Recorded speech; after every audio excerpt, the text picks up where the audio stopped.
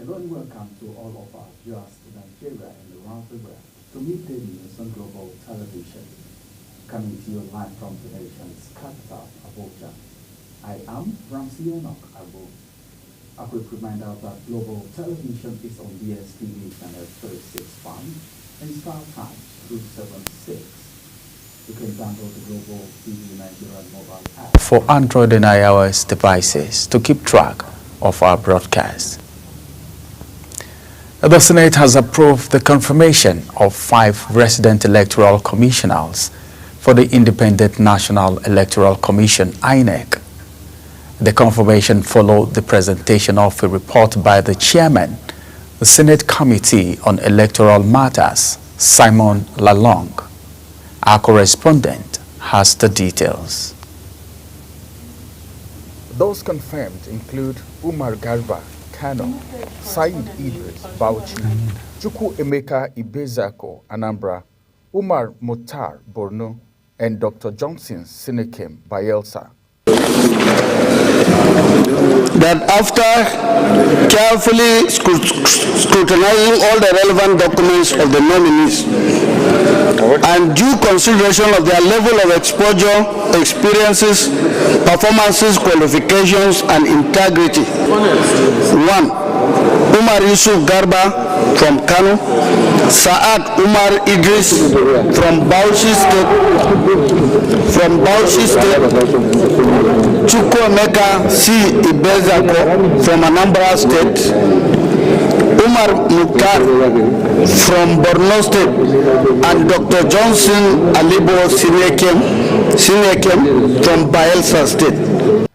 After the confirmation, President of the Senate, Godswill Akpabio, congratulated the new INEC regs and urged them to promote democratic values with integrity and patriotism.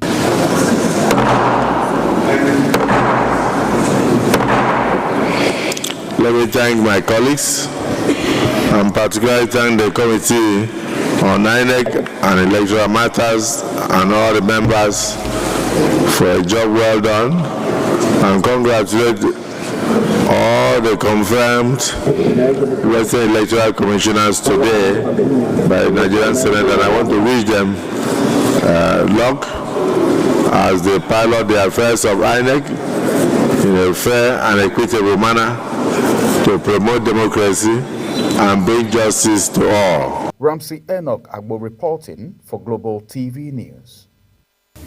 To curb escalating insecurity across Nigeria, President Bola Tinubu has approved the establishment of a National Forest Guard system and ordered the recruitment of over 130,000 armed operatives to secure the country's 1,129 forest reserves. The initiative, approved during the expanded Federal Executive Council meeting, mandates each state to recruit between 2,000 and 5,000 forest guards based on their capacity.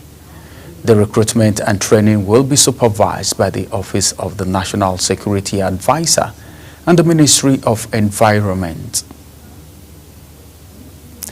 The Joint Admission and Matriculation Board, that is JAMB, has admitted 2 errors that affected the performance of students during the 2025 Unified Tertiary Matriculation Examination, UTME.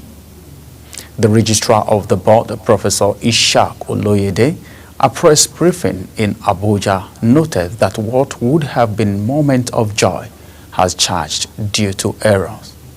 The Unified Tertiary Matriculation Examination is a critical prerequisite for admission into tertiary institutions in Nigeria. It tests candidates in 4 subjects, including the compulsory use of English, with the other 3 drawn from their proposed field of study. The Nigerian Senate has commenced moves to pass the Federal Capital Territory 2025 budget of 1.78 trillion naira. A leader of the Senate, Opeyemi Bamidele, led the debate on the bill after President of the Senate, Godswill Akpabio, read the letter, urging the upper legislative chamber to pass the budget. Queen Agaba has details. Total sum of 1,803,823,708,392 naira only.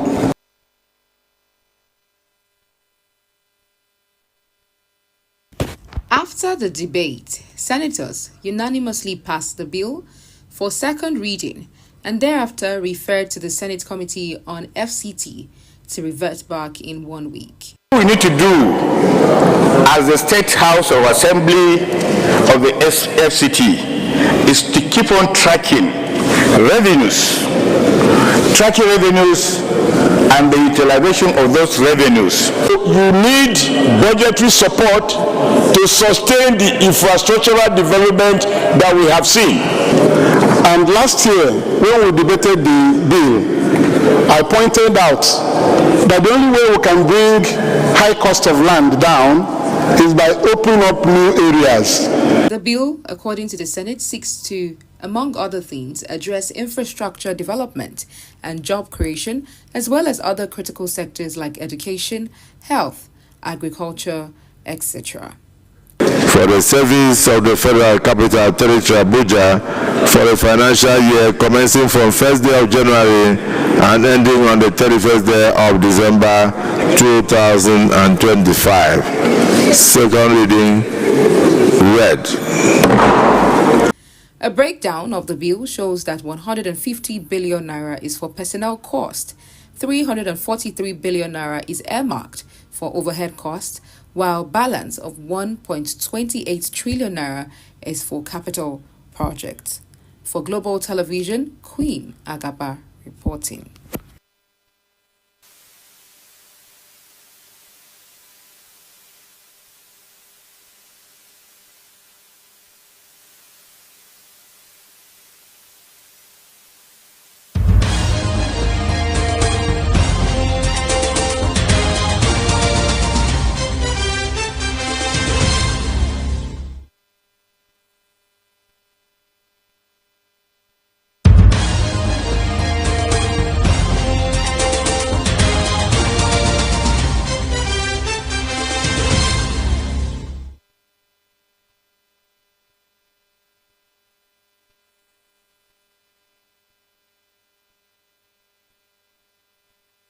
Do you know that Global Television can be watched in Nigeria and all over the world? Download the Global TV Nigerian mobile app for Android and iOS devices to watch Global Television real-time from around the world. What are you waiting for? Start downloading and stay connected to Global Television.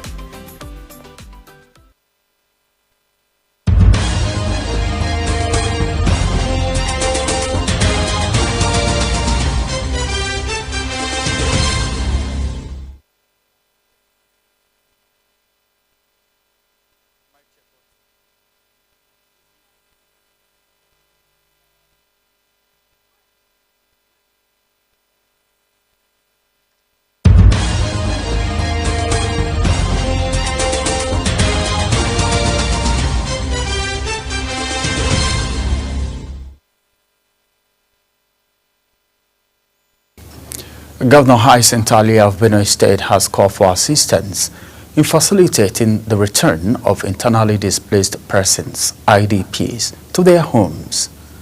Ali made the call at the North Central Regional Consultation on the harmonization of the National Disarmament, Demobilization and Reintegration Framework in Makurdi. The workshop on the theme toward creating exit pathways of violence and criminality was organized by International Alert in collaboration with the Office of the National Security Advisor through the National Counter-Terrorism Center. The Rural Electrification Agency has organized a 3-day retreat to address challenges around renewable energy and mini-grid in Nigeria. The retreat, which is in collaboration with the Rural Electrification Fund and other key stakeholders held in Abuja, aims to critically brainstorm on the e-Hearts initiative. Samuel Odi completes the story. Stakeholders and participants gathered in their numbers to brainstorm on energy challenges being faced by rural communities in Nigeria. The Executive Director of Rural Electrification Fund, Doris Obong, says the fund will deploy 3,700 solar power mini-grids and renewable energy solutions to primary healthcare centers, schools, agriculture, and transportation.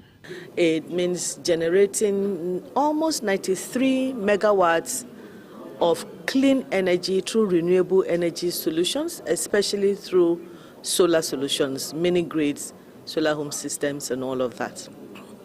And we intend to do this, like I said, across the country, 25 communities per state. It will be injecting 2.5 megawatts of clean energy into every state, into their energy space. So we intend to come up with a workable implementation plan, have a good operational guidelines to ensure that the implementation, execution of this project becomes seamless. Deputy Director, Rural Electrification Fund, Dr. Al-Hassan Ahmed said the initiative, when implemented, would boost healthcare delivery, agricultural activities, among others. There is no doubt that rural communities are crucial to the nation's development, as such, efforts need to be made to provide sustainable energy solutions to such areas to improve their standards of living. Samuel Odi, reporting for Global Television News. The federal government has commenced a comprehensive review of the Nigerian Education Loan Fund, that is, NEL Fund operations across universities. This followed allegation of fraud in the disbursement of the student loan, which has elicited outrage across the country. The Minister of Education, Dr. Maruf Alausa, announced this while briefing journalists in Abuja following a meeting with Vice Chancellors and Managing Director of NEL Fund. Sharon Ajay has details. The Minister of Education, Dr. Maruf Alausa, says a multi-stakeholder meeting comprising of the Vice Chancellors, the National Universities Commission, NUC, NEL Fund, and the Ministry of Education has been formed with the task of assessing existing processes and delivering new standardized guidelines to improve the disbursement, communication, and management of NEL Fund student loans nationwide. The second term of reference that this committee will work on to decide on timelines on when NEFON will pay the universities. They will come up with clear timelines that NEFON, is it that NEFON will pay every quarter or at the end, at the beginning of the semester, whatever timeline they come up with, and if NEFON is paying, meeting those obligations of timely payment, the issue of student getting the fund will be totally eliminated. The minister says the final recommendations would be shared publicly once the committee submits its reports. Sharon Ajay reporting for Global TV News. You're watching the live broadcast of Midday News. When Midday News return, South Africa asked President Ramaphosa to meet Trump Wednesday over rising tensions. Details coming shortly, plus business and sport stories on the other side of this break. Stay with us.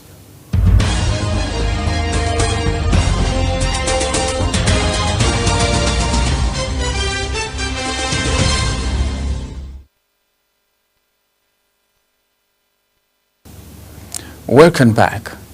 Now from the world of business, the House of Representatives has urged the Federal Ministry of Finance and the Nigeria Customs Service to provide a detailed explanation of the methodology and criteria used in determining the 2% import surcharge remittance.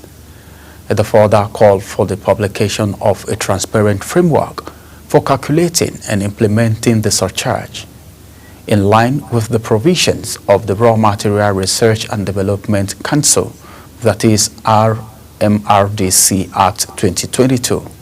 Queen Agaba completes the story. The House directed the Federal Ministry of Finance to ensure the accurate calculation and immediate remittance of all outstanding arrears of the 2% import surcharge to the Raw Materials Research and Development Council. This resolution followed the adoption of a motion moved by Honorable Aliu Abdullahi, who expressed concern over persistent irregularities in the calculation and remittance of the surcharge to the RMRDC. He noted that at present, the council is being paid a negligible amount of 0.05% with undefined sources, while warning that the lack of transparency and accountability in the remittance process undermines the intent and provisions of Section 12, Subsection 1, Subsection B of the RMRDC Act. Worried that these irregularities or discrepancies, the lack of clarity created in the disbursement of the fund, arbitrarily void the provision or the law and have greatly hampered the development of the nation and continued to serve as a clog in the wheel of progress. In a separate resolution, the House also directed the Federal Ministry of Health and the Nigeria Center for Disease Control (NCDC) and the Primary Healthcare Development Agency to enforce mandatory diphtheria immunization testing and treatment in healthcare facilities across all 774 local government areas of the country.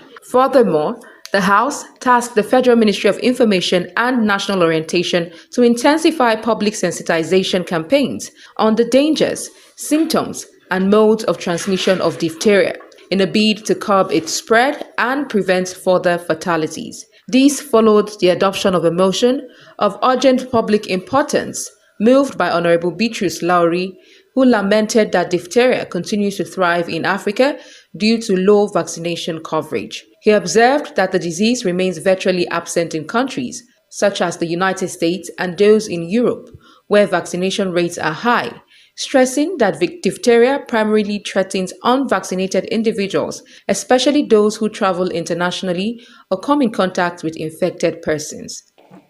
That from May 2022 to February 2025, Nigeria has reported 41,978 suspected cases of diphtheria from Bauchi, Borno, Jigawa, Kaduna, Katsina, with Kano and Yobe states accounting for the highest number, 24,062 and 5,330 respectively. The House of Representatives also passed bills to amend the North, Central, South-South, Southwest, and Southeast Development Commission Act 2025. Consider the report on a bill for an act to amend the North Central Development Commission Act 2025 and for related matters and approve clauses 1 to 4, explanatory memorandum, and the long title of the bill.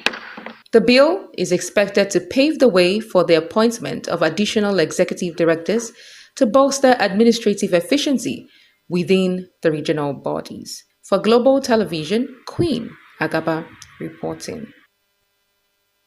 The Minister of Budget and Economic Planning, Senator Abubakar Atiku Bagudu, stated that the global economic community and multilateral financial institutions are placing increased confidence in Nigeria's economy due to the bold reform initiated by President Bola Ahmed Tinubu's administration. Bagudu made the remark in a statement signed by the Special Advisor to the President on Information and Strategy, Bayo Onanuga. The minister says the economic decisions taken by the administration are already yielding dividends, attracting investors' interest and strengthening Nigeria's fiscal position. Nigerian crude oil faced market pressure amid positive sign that Iran, a major oil producer, is ready to cut a deal with the world's largest economy. Latest data showed Nigeria crude settled at about $68.34 on Tuesday, well below the federal government's budget benchmark for crude in 2025. And now on the foreign scene, South African President Cyril Ramaphosa will meet with U.S. counterpart Donald Trump in Washington on Wednesday, 21 May 2025, to discuss bilateral, regional, and global issues of interest. Tension has been rising for months over a range of policy issues culminating into resettling a first group of white Afrikaners that Trump claims are facing persecution in South Africa. The visit provides a platform to reset the strategic relationship between the two countries. Ukraine's President Zelensky accuses Russia of sending a stand-in probe to peace talks in Turkey after Moscow confirmed Putin will not attend. Zelensky, who has just arrived in Ankara, had challenged Putin to meet him, saying he would only attend the talk if Putin was there.